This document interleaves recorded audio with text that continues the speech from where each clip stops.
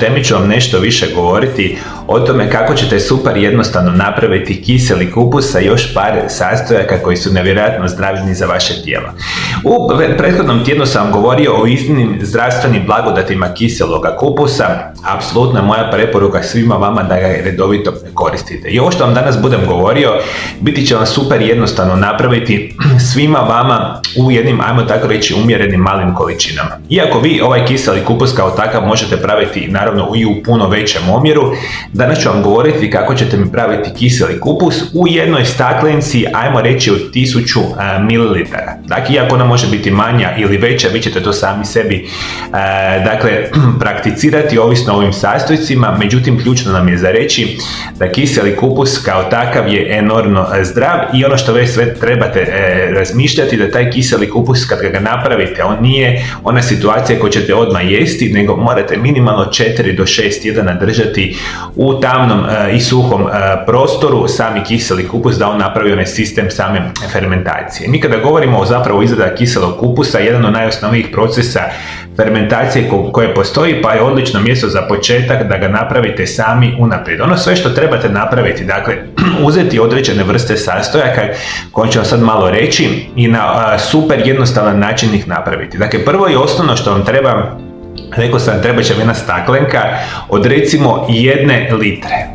Ono što bi još bilo izuzetno poželjno kad bi mogli kupiti i drugu staklenku, ali puno manju, recimo od 100 do 120 ml s kojim ćemo kasnije pokrivati ovaj gornji dio kiseloga kupusa da on stoji unutra na najbolje moguće poziciji same fermentacije. Dakle, trebate mi jednu malo veću staklenku, jednu malo manju staklenku, osobno bih preporučio da ih prije svega dezinficirate i sterilizirate u onoj kipućoj vodi i njih ćete lijepo ostaviti da se osuši. A sastojci sljedeći su vam, koji su nam potrebiti. Naravno, uzmite mi jedan srednje veliki zeleni kupus, 2 male žličice morske himalajske soli, jednu malu žličicu kima, 2 do 3 mrkve isjeckane, 2 do 3 češnjaka sitno nasjeckana i sve što trebate je uzeti ove sastojke i praviti na sljedeći način. Dakle, prije svega imate mi jedan kupus ili zeleni kupus srednje veličine. Otkrinite mi one vanjske listove, stavite ih sa strane i na daski za rezanje izrežete mi kupus na četvrtine.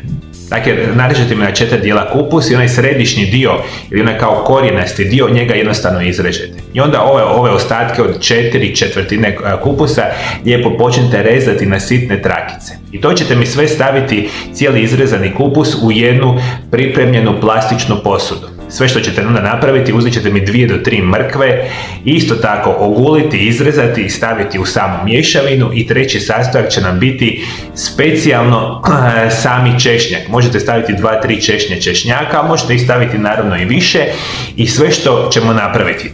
Prije svega uzmite dakle u samu smjesu narezanog kupusa koji smo stavili u zdjelu, pospite sa 2 žlice soli, ostavite neka ostaji minimalno 10 minuta. Dakle, cijeli smjesu koja drži se u plastičnoj posudi smo posolili i ostavili smo 10 minuta da se, ajmo tako reći, sastojci pomalo upiju.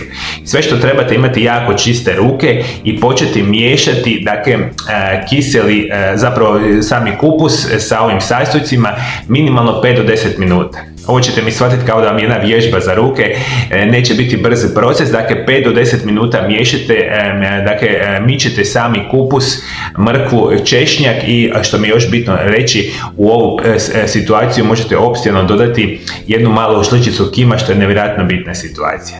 I kada smo recimo jako dobro izmiješali 5 do 10 minuta cijelu ovu mješavinu, ne predstoji vam ništa drugo nego početi punjeti ovu staklenku. I samo punite staklenku dok ona ne bude puna, ajmo tako reći 80% one staklenke od 1 litre. Dakle, rećemo napamet da 800 grama kiselog kupusa zajedno sa mrkom i češnjakom i sa samim kimom ste natisnuli unutra. Dakle, pritisnite koliko god možete u samu posudu i sve što vi trebate naravno i onu tekućinu koja će vam biti u samoj posudi, dakle samo ulite u staklenku i sve što vi trebate. Ja bi uzeo jedan list od kupusa koji mi sam prije toga možda izrezao, stavio bi na vrh samoga kupusa i uzeo bi onu malu staklenku što smo rekli malo prije, uzeo bi i pritisnuo, stavio bi je u samu ovu veću staklenku, zatvorio bi je sa poklopcom i sve što vi trebate uzeti, dakle ovu posudu pokriti je sa papirnim ubrusom ili čistim platnenim